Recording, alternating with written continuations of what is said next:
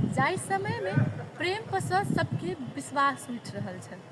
कहबै तऽ प्रेम के आकर्षण के नाम दऽ रहल छलै। ओही समय में सृजना आ विवेक के प्रेम कहानी कहबै तऽ सबके वरदान आ सबके प्रेम ऊपर पुनः विश्वास दियलक अछि।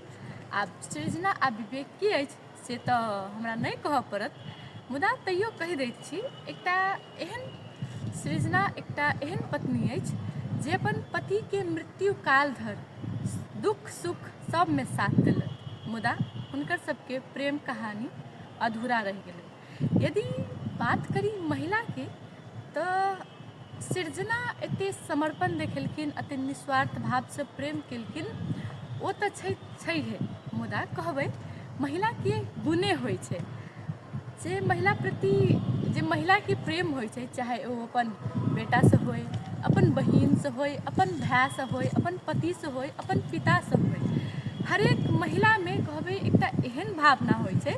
यदि स्नेह करऽ अबै छै तऽ अपना जान से बेसी मानै छै।